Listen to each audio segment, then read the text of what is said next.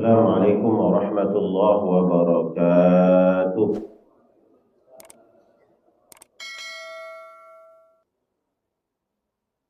Hamdan tayyiban katsiran mubarakan fihi yaliku bi jalalihi wa azimi sultanihi.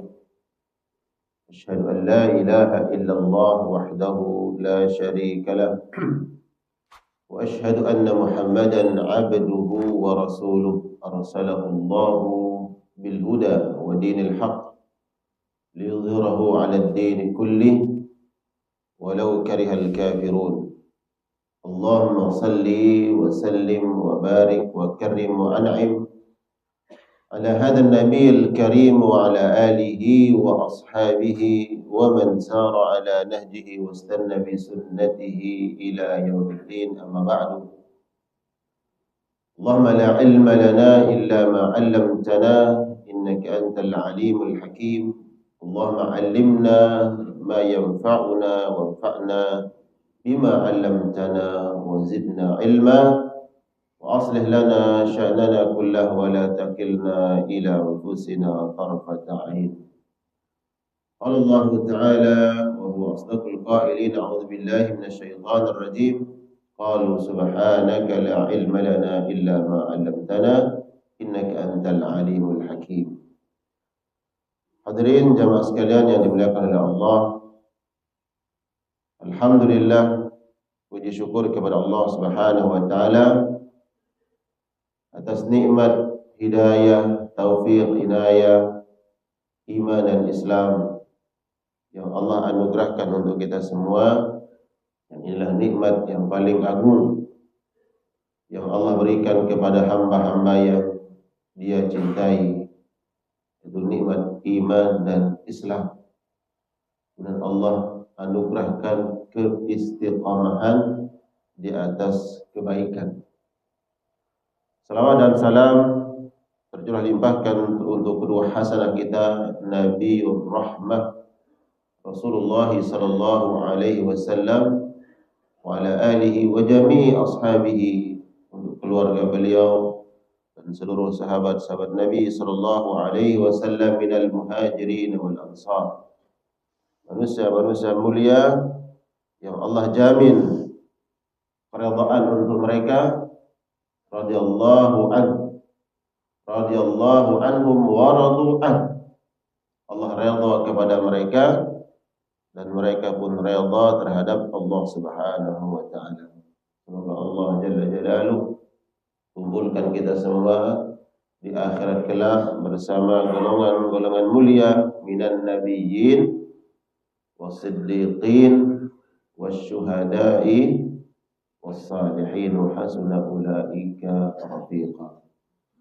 Hadirin dan hadirat jamaah sekalian Allah muliakan, insyaallah kita lanjutkan mengkaji kitab Al-Adabul Mufrad lil Imam Al-Bukhari rahmatullah alaih. Tapi kitabnya saya enggak bawa. Jadi pas sampai sini cek kitabnya mana di tas, ternyata enggak ke bawah. Tapi insyaallah saya udah cari materinya yang akan kita sampaikan pagi hari ini terkait hadis yang termaktub dalam kitab Al-Adabul Mufrad lil Imam Al-Bukhari, kisah sahabat Abdullah bin Amr bin As radhiyallahu taala anhuma. Sahabat Abdullah itu ada yang populer Abdullah bin Umar, ada Abdullah bin Mas'ud, ada Abdullah bin Amr. Nah, membedakannya kalau Abdullah bin Umar sama Abdullah bin Amr, kata Umar itu kalau tidak ada huruf waw di akhir ra-nya berarti Abdullah bin Umar, kalau enggak ada huruf waw. Tapi kalau ada huruf waw di kata ain mim ra berarti Abdullah bin Amr. Itu untuk membedakan biar enggak salah baca. Ulama sudah ngasih tandanya. Abdullah bin Amr bin As. Ya, karena nanti biasa bedakan antara Amr atau Umar. Hurufnya 3, ain, mim, ra. Tulisannya juga sama. Enggak ada bedanya. Ain, mim, ra. Nah, kalau kita enggak paham apakah ini Amr atau Umar, maka ulama kasih tanda. Ini sahabat Abdullah bin Amr, karena setelah huruf waw, huruf ra ada huruf waw. Waw ziyadah, waw tambahan. Ya. Untuk mengidentifikasi bahwa Amr ini maksudnya adalah kalimat ain mim ra itu Amr bin As radhiyallahu taala anhuma. Ayahnya ya Amr bin As, sahabat Rasul sallallahu alaihi wasallam. Diceritakan dari sahabat Amr bin As radhiyallahu taala anhuma qala marra alaina Rasulullah sallallahu alaihi wasallam wa nahnu nu'aliju khassana faqala ma hadha faqulna qad waha fa nahnu nuslihuhu ya Rasulullah faqala ma ara al-amra illa ajala min dzalik. Rawahul Bukhari. Dan hadis ini juga diriwayatkan oleh Imam Abu Dawud, kemudian Imam At-Tirmidzi, dan Imam Al-Bukhari. Kalau Imam Al-Bukhari, beliau meriwayatkan dengan teks riwayat sanadnya marra alayya, kata Amr ini lewat di depan rumah saya. Riwayatnya dari Imam Al-Bukhari. Namun kalau riwayatnya Imam At-Tirmidzi dan Imam Abu Dawud marra alaina, telah lewat Rasulullah di depan rumah kami. Ya. Ada perbedaan dalam riwayat ini dalam masalah kalimatnya. Kalau Abdullah bin Amr yang diriwayatkan oleh Imam Bukhari marra alayya, lewat di depan rumahku. Imam Tirmidzi, Imam Abu Dawud lewat depan rumah kami. Ya. Tapi tentu ini enggak berbeda maknanya. Kami dan saya. Faqala, Nabi bertanya, "Ma hadza? Apa yang sedang kamu lakukan?" Kata sahabat Abdullah bin Amr, "Nahnu nu'aliju khassana." Kami memperbaiki tembok rumah kami. Jadi sahabat Abdullah bin Amr sedang memperbaiki tembok rumah beliau yang hampir roboh, hampir rusak. Beliau perbaiki. Faqala, kemudian Nabi berkata, "Ma aral amra illa ajala min dzalik." Ketahuilah sesungguhnya aku melihat ada perkara yang lebih ajal, lebih cepat dari apa yang kamu lakukan.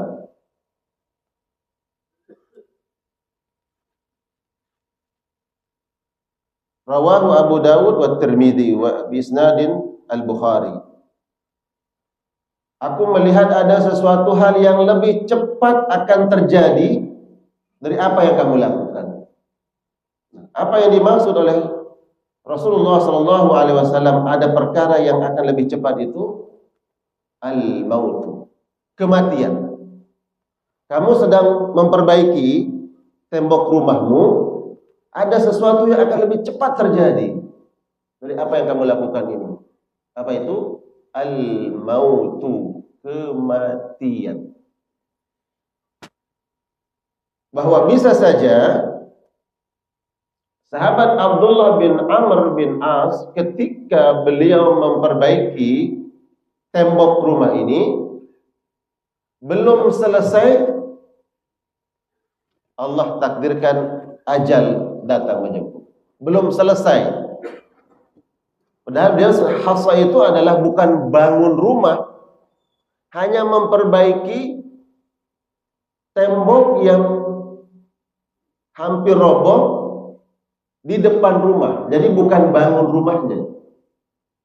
Kata Nabi, bisa saja belum selesai tembok itu kamu perbaiki, kamu meninggal dunia.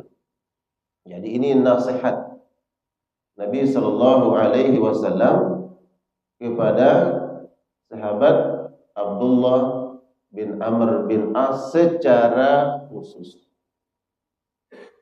Nasihat secara umum untuk seluruh umat Nabi Sallallahu Alaihi Wasallam. Yang pertama, nasihat tentang kematian. Yang kedua, disebutkan dalam syarah kitab Al-Adab Al-Mufrad, nasihat yang kedua adalah ketika engkau sibuk dengan urusan-urusan dunia, ini kan bangun apa? Memperbaiki tembok halaman yang mau roboh. Nabi melihat ini urusan dunia atau akhirat, Pak? Urusan dunia atau akhirat? Dunia. Pesan keduanya adalah bahwa jangan sampai urusan dunia ini melupakan engkau akan urusan akhirat. Jangan karena sibuk memperbaiki, kalau ini tembok rumah, memperbaiki tempat tinggal, terkait urusan-urusan kehidupan kita di dunia, kemudian lupa urusan akhirat. Baik, pesan pertama adalah tentang kematian. Ada seorang ulama bernama Abdullah Al-Majid Al-Makki.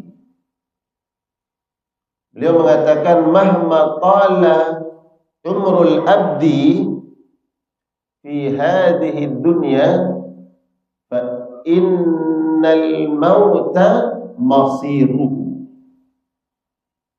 Sepanjang apapun umur dan usia seorang hamba di atas muka bumi ini, pastilah ujungnya, akhirnya, endingnya al-maut,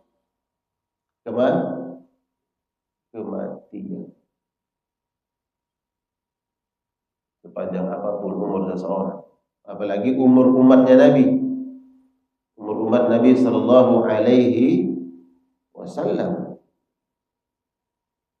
Nabi katakan, a'maru ummati ma baina sittin ila sab'in wa qalilun man yujawizu dzalik. Umur umatku, kata Rasulullah, ma baina sittin, antara berapa sittin? Sittatun, 6 tambah sittin berarti 60. Ila sab'in, sab'atun 7, sab'in 70. Umur umatku, kata Nabi, antara kisaran 60 sampai 70. Wa qalilun, sangat sedikit, man yujawizu dzalik, yang melewati batas itu. Kalaupun ada yang diberikan umur usia 80,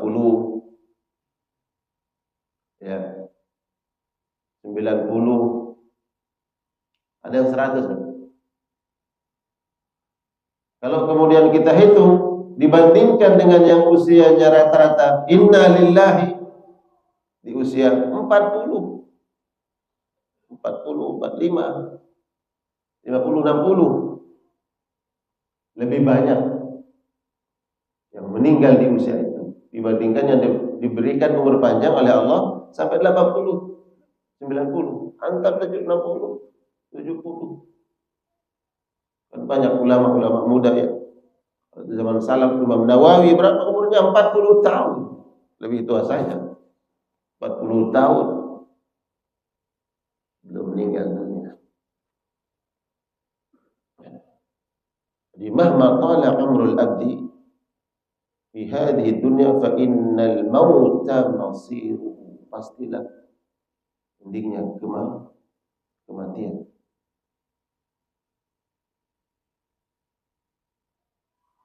dan kibarut tabi'in, orang ulama dari kalangan tabi'in, Imam Hasan Al-Basri. Beliau dalam sebuah ungkapan, sebuah maqalah, beliau mengatakan bahwa kullu yaumin, setiap hari, idza tala'al fajru, apabila terbit fajar, yunadi, setiap hari manusia dipanggil, diseru, diingatkan dengan mengatakan, ya bani Adam, wahai manusia, ana khalqun jadid, aku ini adalah makhluk Allah, wa ana ala amalika syahid, dan aku akan menjadi saksi atas amal-amal perbuatan kalian. Fatazawwad minni, maka berbekal di hari ini, berbekal di hari ini. Wa idza madaitu fala a'udu ila yaumil qiyamah. Kalau aku sudah berlalu, tidak ada kesempatan lagi bagi kalian untuk beramal di hari itu. Mengingatkan kita bahwa memang ada masanya, ada waktunya. Kita pasti akan kembali kepada Allah Subhanahu wa taala. Di jamaah ini nasihat tentang kematian dari Rasulullah sallallahu alaihi wasallam pada sahabat Abdullah bin Amr bin As, agar manusia tidak lalai. Bayangkan sahabat Abdullah itu hanya ala khassa, itu memperbaiki tembok. Dalam sebuah syarah disebutkan khassa itu bukan tembok dari batu bata. Kalau kita kan sekarang dari batu bata, di tanah liat. Khassa adalah tembok yang terbuat dari kayu. Ada orang yang bikin pagar rumahnya itu dari kayu, ada yang dari batu bata, ya, ada material yang lain, mungkin dari besi. Kalau dulu kan di zaman Nabi mungkin jarang, yang adanya pelepah korma, kayu kurma, ya, daun kurma. Beliau sedang memperbaiki itu. Berapa lama sih beliau akan memperbaiki, dan kalau kaitannya dengan biayanya berapa? Tapi diingat oleh Nabi Shallallahu Alaihi Wasallam, kalau sedang melakukan itu, sesungguhnya aku melihat ada perkara yang lebih cepat akan terjadi. Bisa saja sebelum selesai kau kerjakan, ya, membangun atau memperbaiki tembok itu, kematian akan datang. Dan dalam syarahnya disebutkan bahwa ini nasihat Nabi Shallallahu Alaihi Wasallam. Kalaulah kemudian apa yang kamu bangun itu sudah selesai, ketahuilah ada yang lebih cepat akan terjadi. Lebih cepat apa? Kematian. Dia masih bagus, tidak rusak, tidak roboh. Kau sudah perbaiki dengan baik, dengan bagus, ya, kau akan meninggal dunia dan dia masih ada. Kau tidak akan bisa menikmati selamanya. Bayangkan seseorang sekarang bangun rumah, Pak, ya, bangun rumah, bangun tempat tinggal,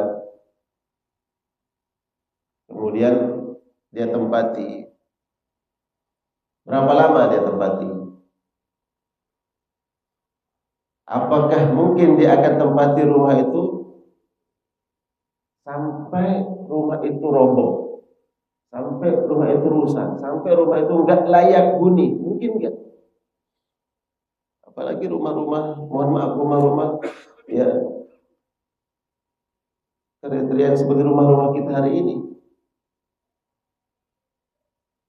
Apakah kita yang lebih dahulu roboh meninggalkan rumah itu, atau rumah kita yang sudah terlebih dahulu tidak layak huni, Pak?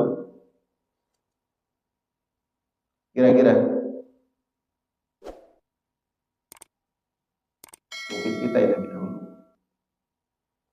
kita masih layak huni, masih bagus, masih kokoh, tapi kita yang meninggalkan itu. Sehingga di syarah kitab Al-Bukhari, Al-Adabul Mufrad dijelaskan, persiapkan sesuatu yang akan engkau tempati selama-lamanya. Jangan menyibukkan dirimu dengan sesuatu yang engkau akan tinggalkan, kau lupakan sesuatu yang kekal abadi. Jadi pesannya, sekarang kita bangun rumah yang megah, yang indah, yang bagus. Dan itu akan kita tinggalkan. Yang membuat kita lupa membangun rumah yang akan kita tempati selama-lamanya.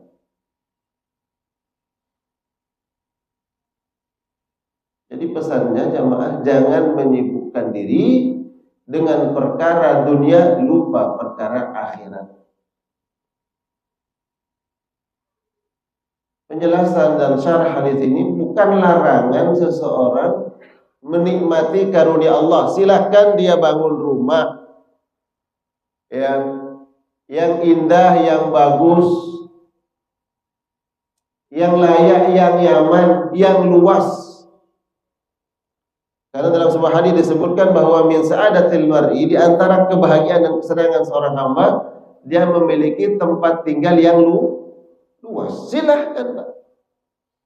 Kita punya tempat tinggal, kita punya rumah yang indah, yang bagus. Yang dilarang oleh Nabi adalah bahwa jangan sampai perkara-perkara dunia membuat kita lalai akan perkara akhirat.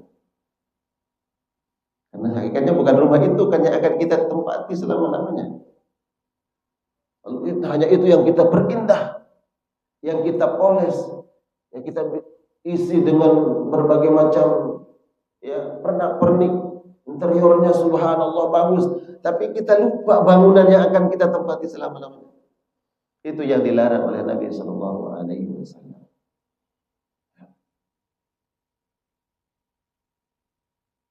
Dan Al-Imam Ibnu Qayyim Al-Jauziyah, ulama yang lahir di akhir abad ke-6 Hijriah, masuk pada abad ke-7.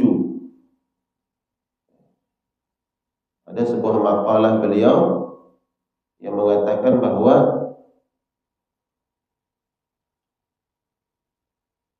manusia yang dilalaikan dengan urusan-urusan dunia, dia lupa sesuatu yang paling menakutkan. Beliau ditanya, apa yang lebih menakutkan? Ya. Bagi orang-orang beriman, al-maut, kematian. Bagi orang-orang beriman, dia khawatir, dia takut dengan kematian. Dia takut untuk apa? Isti'dad. Kemudian dia mempersiapkan amal kebaikan. Tapi bagi orang yang lupa akan negeri akhirat, seolah-olah dia tidak akan mati. Ya. Seolah-olah dia nggak akan mati. Dia lupa akan negeri akhirat, dia sibukkan dengan perkara-perkara dunia. Dan di antara bentuk kelalaian seseorang akan kematian adalah menyanyiakan waktu. Imam Ibnu Qayyim, idha'atul waqti, menyanyiakan waktu, asyaddu minal maut. Itu sebenarnya lebih menakutkan, lebih mengerikan minal maut, dari kematian. Kalau orang beriman, dia khawatir, dia takut dengan kematian, sehingga dia isti'dad. Tapi diingatkan bagi mereka-mereka yang melalaikan perkara-perkara akhirat, lupa dengan kematian, terus melalaikan itu, menghabiskan waktunya dengan perkara-perkara dunia, dinasihati oleh Imam Ibnu Qayyim, idha'atul waqti asyaddu minal maut. Menyanyiakan waktu lebih menakutkan dari kematian. Lianna idha'atal waqti taqta'u 'anil dunya, anillah wa anid daril akhirah. Karena menyanyiakan waktu menyebabkan seseorang akan terputus hubungannya dengan Allah dan perkara-perkara akhirat. Jadi orang yang menyanyiakan waktunya, dia akan terputus dengan Allah Subhanahu wa taala dan akan terputus dengan perkara-perkara akhirat. Berbeda kalau orang yang memanfaatkan waktu yang Allah berikan. Ya. Seperti di pagi hari ini. Ini bukan idha'atul waktu. Ini bukan menyanyiakan waktu. Mungkin bagi sebagian orang yang tidak paham, yang tidak diberikan hidayah oleh Allah Subhanahu wa taala, mungkin dianggap menyanyiakan waktu. Ada hal yang mungkin dianggap lebih penting bagi dia. Tapi dalam perkara akhirat, dalam pandangan Allah Subhanahu wa taala, perkara akhirat dan dekat dengan Allah itulah yang paling utama. Orang yang menyanyiakan waktu akan jauh dari Allah Subhanahu wa taala dan akan terputus dengan perkara-perkara akhiratnya. Wal mautu, sedangkan kematian, kata Imam Ibnu Qayyim, yaqta'uka anid dunya wa ma fiha. Kematian itu hanya memisahkan engkau dengan dunia dan orang-orang yang ada di dunia dan semua perangkat-perangkat dunia. Orang meninggal ya terpisah dengan keluarga, istri, suami, anak, saudara, orang tua, hanya terpisah dengan mereka. Dan perkara-perkara dunia, pekerjaannya, hartanya, rumahnya yang dia tinggalkan, tapi tidak terputus dengan Allah. Justru kematian menyebabkan seseorang berjumpa, bertemu dengan Allah Subhanahu wa taala. Jadi jamaah, bagi orang beriman, kira-kira mana yang lebih membahagiakan? Bagi orang-orang beriman, mana yang lebih membahagiakan? Berjumpa dengan Allah dan mendapatkan perkara-perkara akhirat, balasan-balasan amal baik, ya, dibandingkan dengan terpisah dengan keluarga dan perkara-perkara dunia.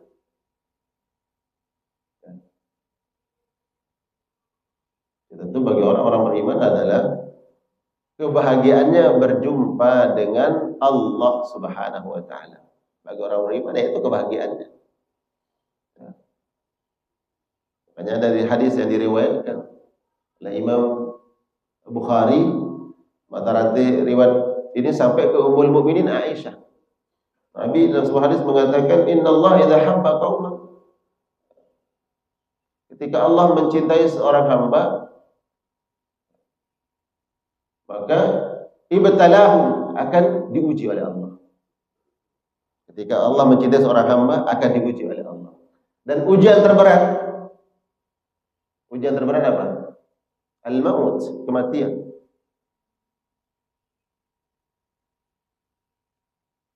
Allah mencintai, tapi diberi ujian apa? Kematian.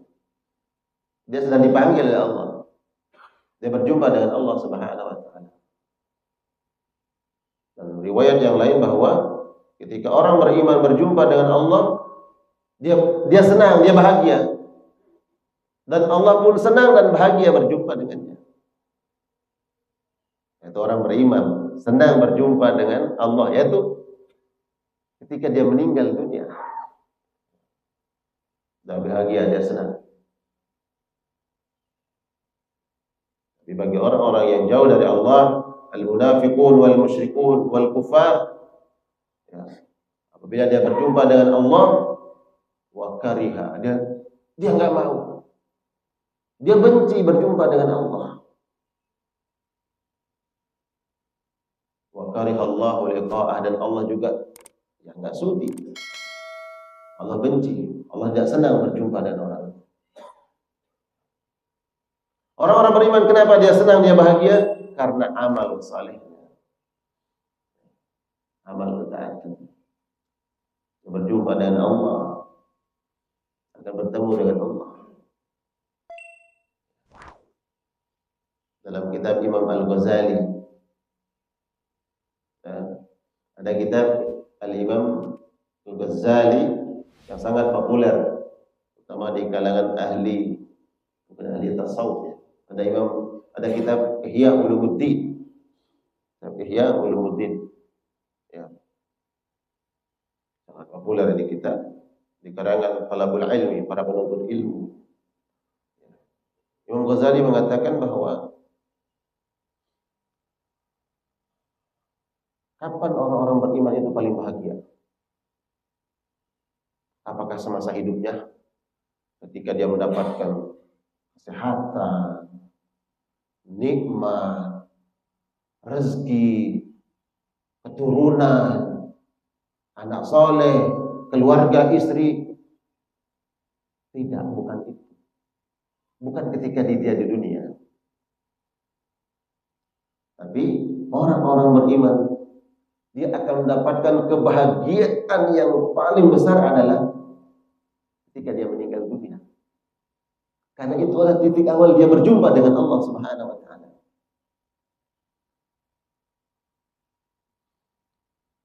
Alasannya kenapa? Ditanya kenapa ketika kematian? Bukankah orang-orang beriman yang paling dia cintai adalah Allah? Orang beriman yang paling dia cintai adalah Allah Subhanahu wa taala. Dan kebahagiaan orang yang mencintai adalah dia berjumpa, bertemu dengan sesuatu yang dia cintai. Dan itu puncak kebahagiaan, kan? Coba sekarang nih, kita kalau ketemu dengan sesuatu yang sangat kita senangi, makanan aja, kalau kita ketemu makanan favorit kita, kesenangan kita, waduh senangnya. Kita bertemu dengan sahabat kita yang kita cintai, luar biasa senangnya. Seorang ayah terpisah dengan anaknya bertahun-tahun karena kecintaan terhadap anaknya. Ketika dia berjumpa, Pak, gimana ekspresinya? Lihat bagaimana Yakub bertemu dengan Yusuf yang puluhan tahun. Ketika dia bertemu, ingat kisah bagaimana Yakub dengan anak-anaknya datang ke Mesir, kemudian disambut di luar kota Mesir, di luar kota oleh Yusuf.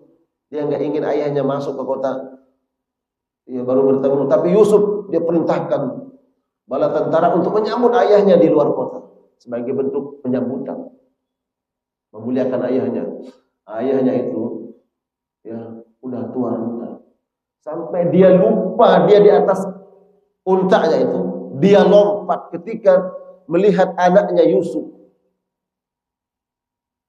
Dia lupa di atas kendaraan, dia lompat sampai jatuh, menggelinding jatuh. Ekspresi Yakub ketika bertemu dengan anaknya.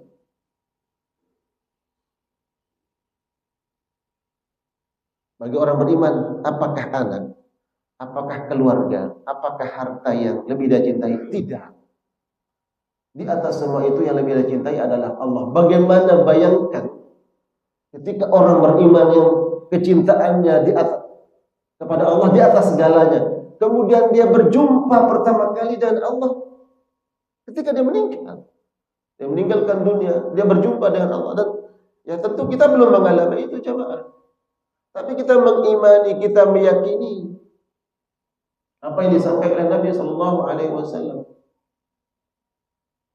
bahwa ketika seorang hamba senang berjumpa dengan Allah, maka Allah senang berjumpa dengan dia. Perjumpaan apa yang dimaksud? Ditanya oleh Ummul Mukminin Aisyah. Perjumpaan apa ya Rasulullah? Yaitu perjumpaan ketika seorang mukmin meninggal dunia. Ketika sakaratul maut kemudian meninggalkan dunia, itulah perjumpaannya dengan Allah. Bayangkan bagaimana kebahagiaan.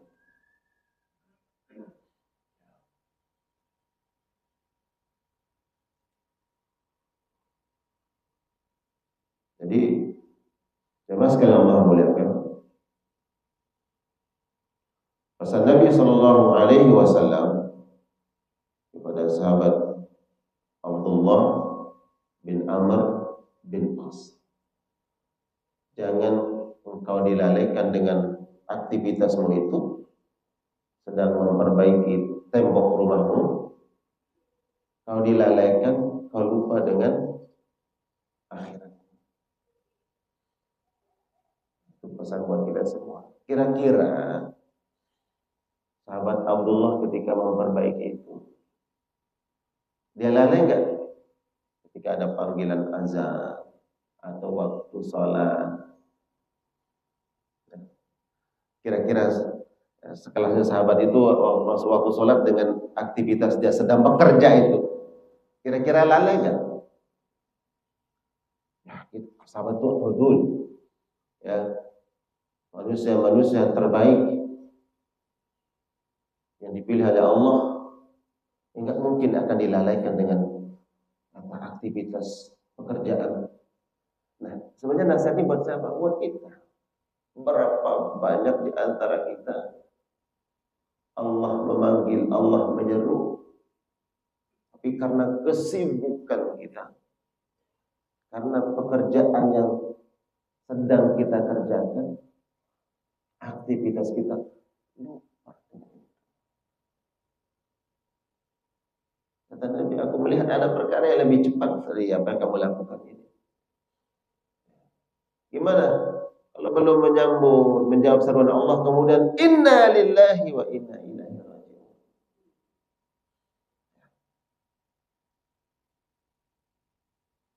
Jadi pesan agar kita tidak dilalaikan oleh perkara-perkara akhirat.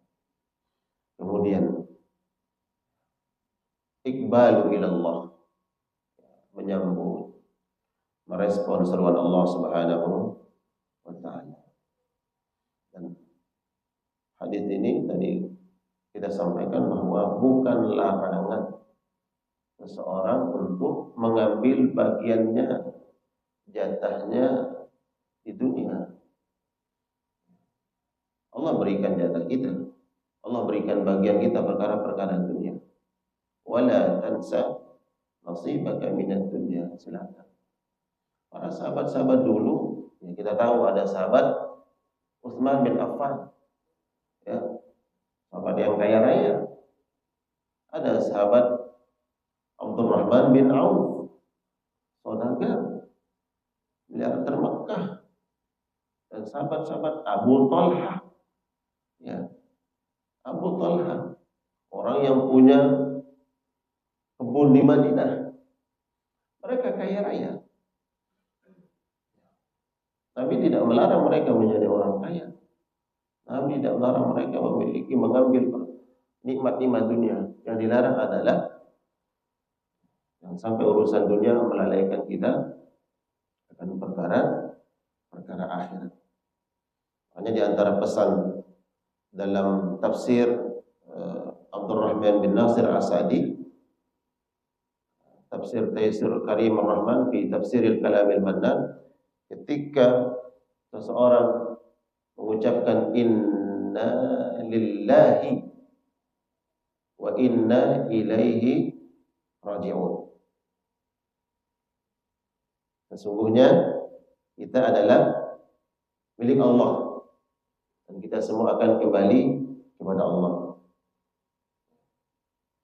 Syekh Abdurrahman bin Nasir As-Sa'di, beliau kemudian menafsirkan, menjelaskan makna ayat ini inna lillahi wa inna ilaihi raji'un dalam tafsir beliau, tafsir Kalamil Abdurrahman di tafsir Kalamil Mannan, bahwa ketika seseorang mengucapkan inna lillahi wa inna ilaihi raji'un, pesan pertamanya adalah bahwa kita pasti akan meninggalkan semua yang kita miliki. Agar kita ingat bahwa semua yang sekarang kita miliki pasti kita akan tinggalkan. Yang kedua, apa yang kita tinggalkan untuk Allah pasti akan Allah ganti dengan sesuatu yang lebih baik. Inna lillahi wa inna ilaihi raji'un. Apa yang kita tinggalkan pasti akan diganti oleh Allah dengan sesuatu yang lebih baik.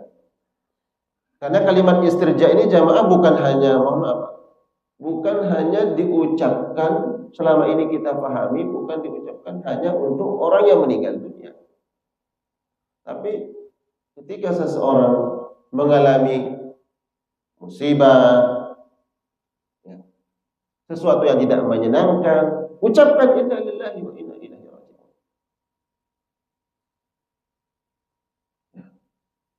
Suatu musibah, inna lillahi wa inna ilaihi raji'un. Dan apa musibah terbesar bagi hamba Allah yang beriman? Apa musibah terbesarnya? Musibah terbesar bagi orang-orang beriman adalah ketika dia dilalaikan oleh dunia akan perkara akhirat. Itu musibah yang paling besar.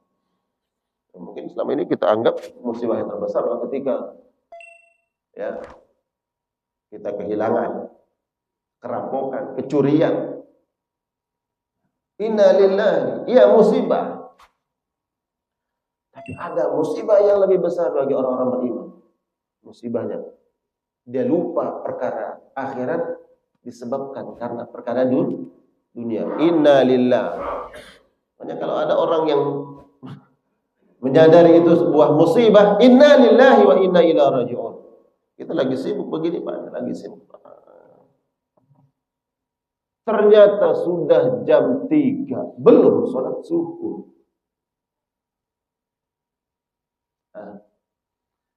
Apa yang kita ucapkan? Astagfirullah atau innalillahi? Ya, astagfirullah.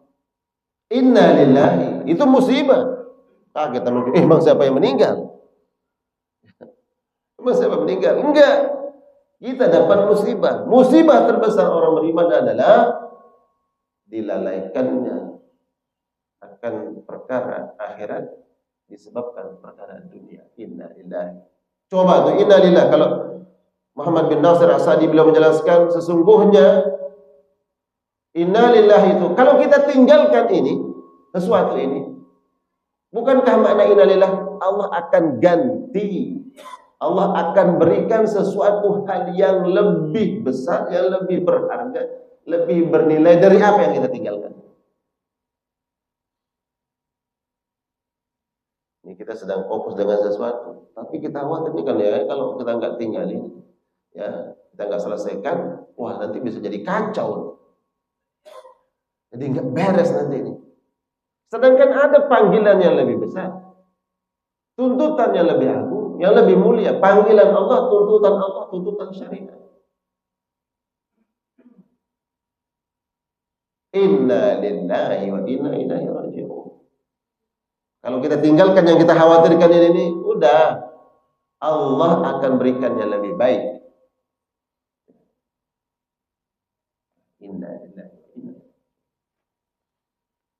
Jadi antara penafsiran, penjelasan ya Syekh Abdul Rahman bin Nasir As-Sa'di dalam tafsir beliau, tafsir fi Kalamil Mannan.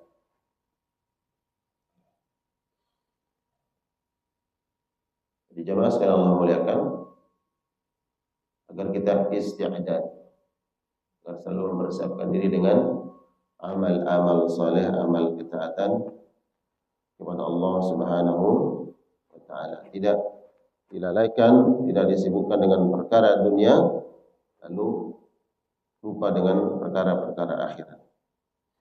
Baik, kemudian syarah hadis ini disebutkan bahwa masyru'iyatu az-zikra min al-alim li ghairihi min an-nas. Nabi tadi kan lewat depan rumahnya sahabat Abdullah bin Amr bin As.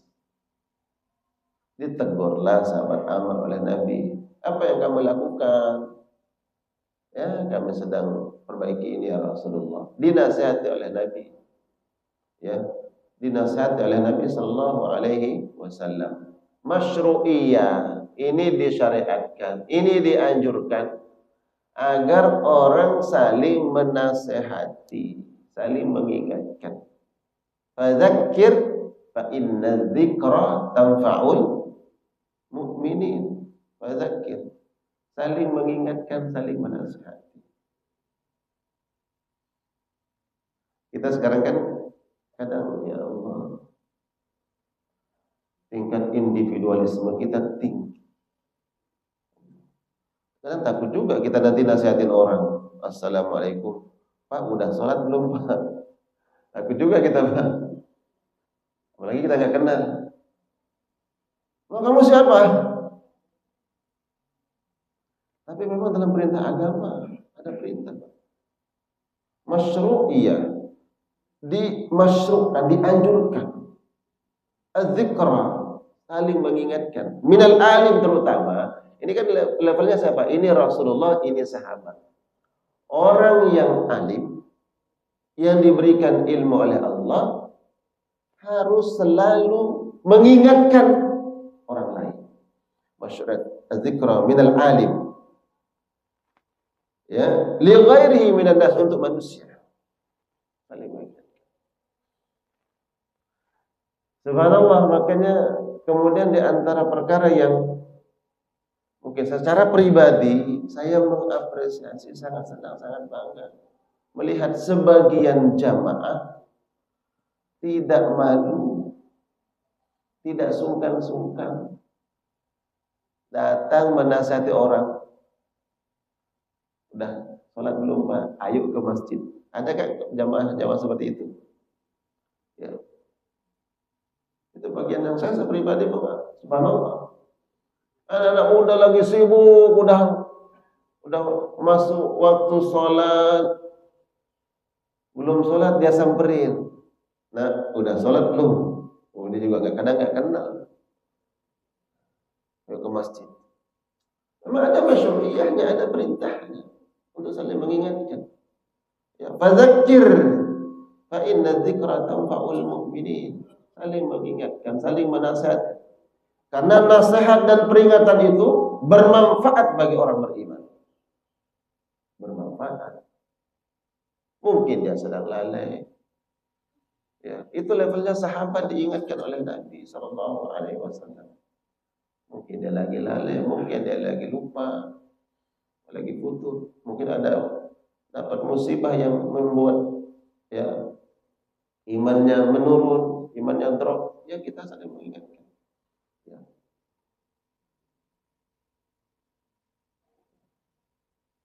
Kemudian yang kedua disebutkan bahwa at-tahdzir, ini peringatan, anil ghaflah, agar kita tidak lalai, anil akhirah, tentang perkara akhirat, wal ikbali ala a'mali daril fana, agar kita bersegera melakukan amal akhirat, ya, daril fana, negeri yang kekal abadi selama-lamanya. Agar segera. Kalau tadi memperbaiki tembok rumah, itu kan seberapa lama kita akan tempati. Ya. Mungkin kita masih hidup, temboknya roboh lagi. Atau kita meninggal dunia, tembok masih kokoh. Ternyata kita membangun sesuatu yang kita nggak menempati, nggak menikmati, nggak merasakan selama-lamanya, tapi lupa dengan sesuatu yang dari fana, negeri yang kekal abadi selama-lamanya. Ini kan kita sedang berjalan, Bang. Kita sekarang berjalan di fase ini, dunia, kemudian melewati nanti fase kedua, al-barzakh. Allahu a'lam berapa lama seseorang akan menunggu. Ada yang ribuan tahun, ada yang ratusan ribu tahun. Allahu a'lam berapa lama. Kalau di umat zamannya Nabi Nuh sampai sekarang masih menunggu datangnya dan tibanya hari kiamat. Sampai kapan? Allah a'lam, yang tahu. Berapa lama menunggu? Setelah fase nanti seseorang melewati alam barzakh, masuk al-ba'ats, dibangkitkan. Berapa lama di situ? Bukan surah Al-Ma'arij, fi yaumin kana miqdaruhu 50.000 sana, 50.000 tahun hitungan dunia. Ya. Satu hari di sana seperti khamsatun 50, alaf ribu, sanah tahun, khamsina alfa sanah, Al-Quran 50.000 tahun. Satu harinya di sana. Terus berapa hari kita akan menunggu giliran, ya, bawa kartu antrian untuk dihisab oleh Allah Subhanahu wa taala. Baru kemudian semuanya akan menuju titik akhir. Enggak ada lagi perjalanan setelah itu. Udah sampai di sana. Yang satu masuk golongan wa ammal ladzina su'idu fa fil jannati khalidina fiha. Satu golongan masuk surga sa'idu, dia bahagia. Dia senang. Khalidina fiha, kekal selama-lamanya. Ini pesan. Wal ikbal ala daril akhirah. Ya. Agar segera melaksanakan perkara-perkara akhirat. Kemudian yang ketiga sebutkan adalah masyru'iyatu amalir rajuli fi bina'i darihi bi miqdari hajah. Ini syarahnya di kitab Al-Adabul Mufrad. Masyru'iyah. Ini kita diingatkan agar seseorang fi bina'i darihi, kalau membangun rumah, tempat tinggalnya, bimaqdir hajah, sesuai dengan kebutuhan. Ya, ini nasihat ini jemaah. Tempat tinggal kita dalam pandangan agama sesuai dengan kebutuhan. Sesuai dengan kebutuhan. Kalau kita enggak, hanya mohon maaf jemaah. Ya, ini mimba bina saling mengingatkan. Ya. Ada mungkin seorang diberikan anugerah oleh Allah harta, ya Allah, subhanallah, silakan. Tapi di sini dia bangun yang dia enggak butuhkan. Atau tujuannya adalah Allah alam tujuannya apa? Nah, mungkin tujuannya adalah ingin ria. Na'udzubillah. Bangun rumah tujuannya ria. Na'udzubillah. Nah, ini pesan para ulama. Agar seseorang membangun tempat tinggalnya bimiqdari hajatihi, sesuai dengan kebutuhannya. Yuk, kenapa sesuai dengan kebutuhan? Kalau sesuatu yang tidak dibutuhkan, wala tubadzir tabdzira, jangan melakukan tindakan mubadzir. Kita enggak butuhkan, buat apa? Kita menghabiskan harta benda dalam perkara yang tidak dibutuhkan. Berarti maksudnya kategori apa? Jemaah. Kalau sesuatu yang kita enggak butuhkan, kita habiskan, kita ambur-amburkan harta benda kita dalam perkara yang kita enggak butuhkan. Berarti maksudnya kategori apa? Betul kan? Berarti maksudnya kategori mubadzir. Ya tentu sesuai dengan kebutuhan ya. Seorang pejabat, ya mungkin ada banyak tamunya, ya mungkin dia punya rumah yang besar, halaman yang luas, tempat dia menyambut tamu, ya itu sesuai kebutuhannya. Tapi intinya adalah bimiqdaril hajat, penjelasan para ulama sudah kebutuhan. Karena kalau tidak seperti itu, masuknya pada kategori tabdzir, mubadzir. Sedangkan mubadzir bagian dari perbuatan syaitan. Baik, ini jamaah yang kita sampaikan pada pagi hari ini. Tentunya bila mana ada kebenarannya, ada kebaikannya minallahi ta'ala, dari Allah Subhanahu wa ta'ala.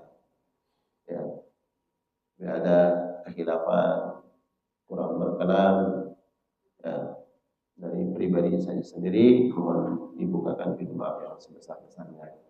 Ya, mungkin ada yang ingin ditanyakan, ingin diperjelas, silakan jemaah. Sudah masuk waktu syuruk? Terbit 53. Ya, terbit 53. Sudah masih ada 3 waktu, 3 mungkin 2-3 menit lagi untuk salat sunnah. Ada yang ingin ditanyakan, ingin diperjelas, jemaah. Fadhal.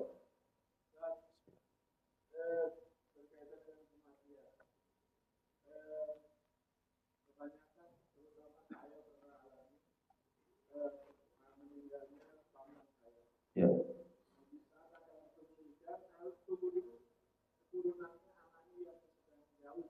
Ya.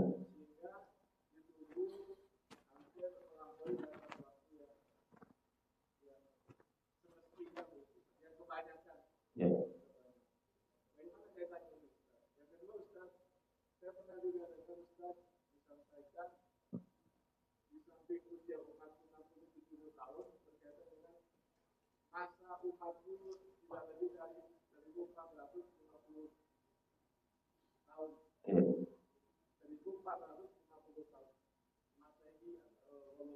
Ya.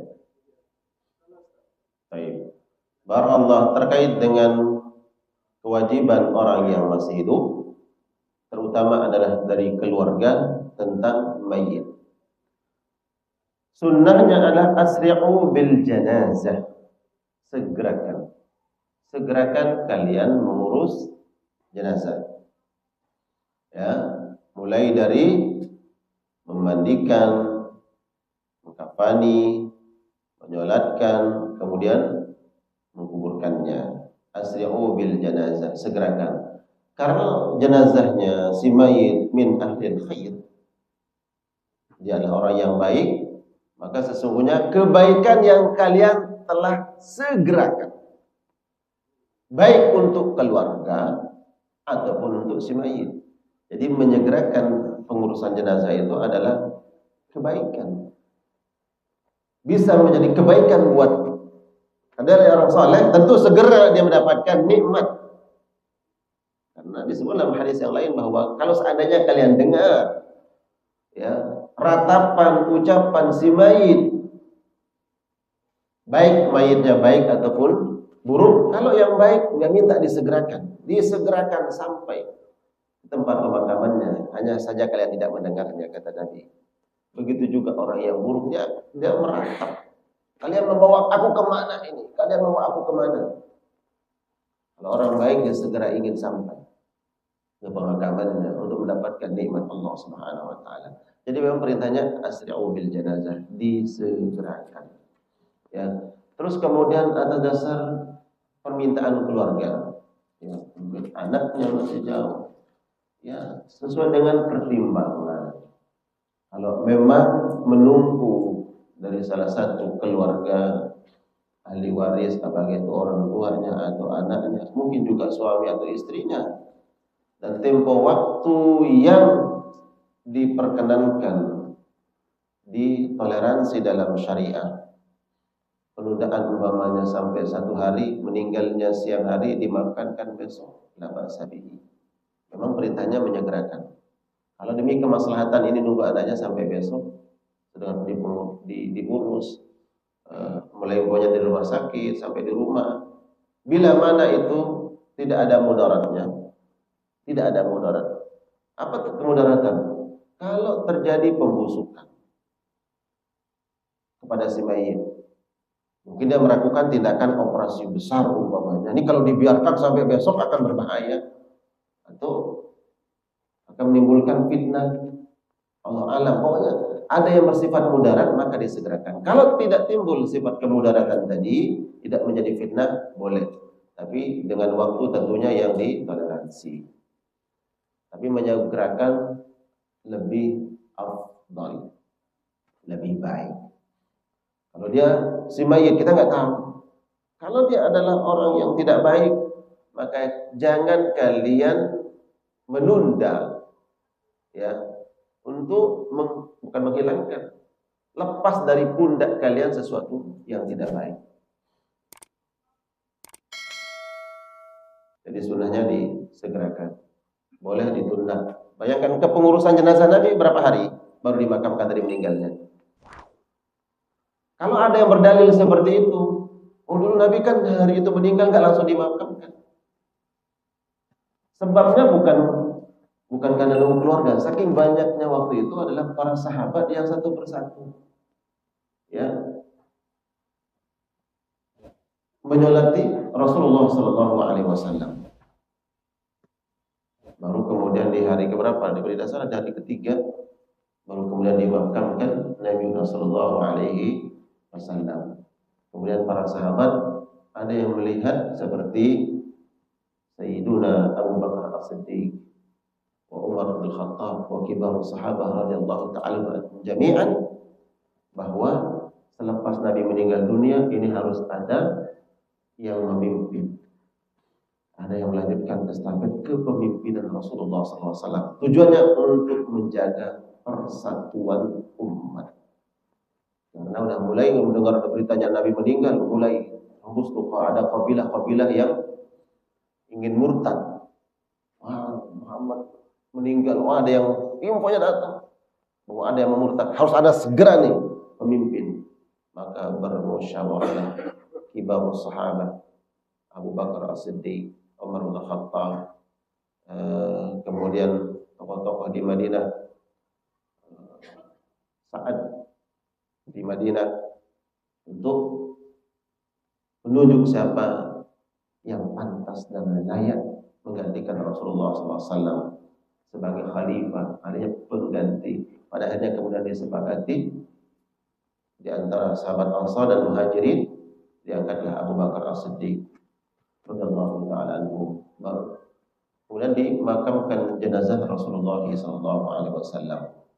Nah, saat itu memang para sahabat bergiliran masuk ke rumah Nabi SAW. Bayangkan rumah Nabi itu seberapa sih ukurannya, coba lihat, nggak lebih dari 3 kali 4. 2-3 sahabat Nabi masuk menyolatkan Nabi. Oh, yang ngantri banyak, satu persatu menyolatkan Rasulullah SAW.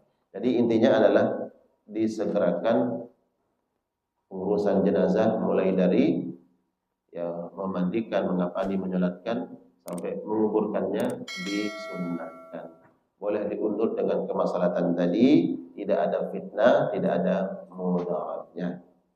Allah alam. Adapun terkait umur, usia, masa umat Nabi Sallallahu Alaihi Wasallam lebih dari 1450 tahun, saya tawakuf di situ. Saya nggak jawab karena banyak khilafnya, nanti akan tebak-tebak bahwa berarti sebentar lagi nih kan kiamat sesuai dengan prediksi Nabi Sallallahu Alaihi Wasallam. Saya tawakuf, saya tidak menjawab itu, Pak. Ya, khawatir salah menjawab. Cukup. Allahu a'lam bishawab. Kepada seluruh jamaah yang hadir, mudah-mudahan insyaallah Allah jadikan amal terbaik untuk kita semua duduk di majelis ini sebagai pelebur dosa, diangkat derajat oleh Allah Subhanahu wa taala, dan diberikan pahala terbaik insyaallah taala. Kita tutup dengan doa kafaratul majlis. Subhanakallah wa bihamdika asyhadu an la ilaha illa anta astaghfiruka wa atubu ilaik. Assalamualaikum warahmatullahi wabarakatuh.